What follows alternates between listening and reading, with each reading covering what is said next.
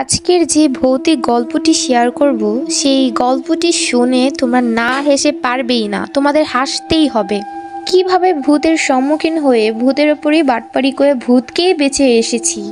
আজকের গল্পটা অনেক ফানি হতে চলছে, তো চলো গল্পটা শুরু করি। ভূতের ওপর বাটপাড়ি। রাস্তা দিয়ে যাচ্ছিলাম, দূরে তাকিয়ে দেখি একটা লম্বা চওড়া মানুষ, গায়ে ছিল সাদা কাপড়। আর একটু কাছে যেতেই বুঝতে পারলাম এটা কোনো মানুষ না, লম্বা সাদা কাপড়ওয়ালা একটা ভূত।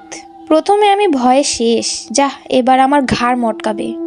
ভূতের আরো কাছে যেতেই আমি ভূতটাকে কিছু বুঝতে না দিয়ে জোর গলায় জিজ্ঞাসা করি, কে তুমি? সে বলল, আমি একজন ভূত। তুমি কে? আমি বললাম, আমিও একজন ভূত। তারপর ভূতটা আমাকে জিজ্ঞাসা করে, কোথায় যাচ্ছ? আমি বললাম, নদীর ওই পারে বাজারের দিকে যাব। ভূতটা বলল, আমিও ওই দিকে যাব, চলো একসাথেই যাই। এখন আমি না করে দিলেও ধরা খেয়ে যাব, তাই বলে দিলাম, চলো একসাথেই যাওয়া যাক। কিছু দূর যাওয়ার পর ভূতটা বলল যে, আমি কি বোকা দেখেছো? আমি তো উঠতেও পারি, হেঁটে হেঁটে যাচ্ছি কেন?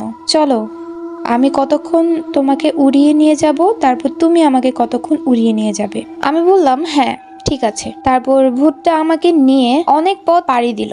আমি ভূতের পিঠে উড়ে উড়ে বাজারে যাচ্ছি। মাঝপথে আমি ভূতকে জিজ্ঞাসা করলাম, আচ্ছা তোমরা সবচেয়ে কিসে বেশি ভয় পাও? ভূতটা ভাবলো ও এখনো ছোট, ওকে বলা যায়।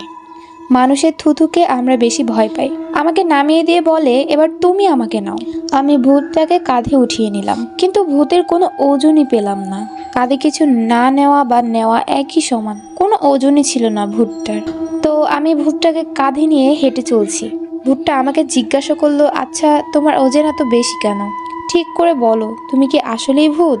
আমি ভাবলাম, যাহ এবার তো মনে হয় ধরাই খেয়ে যাব। পরে কি হলো, আমি জোর গলায় বললাম, আমি নতুন ভূত, তাই আমার ওজন বেশি। তারপর ভূতটা নদীর ওপর দিয়ে কোনো শব্দ ছাড়াই চলে গেল।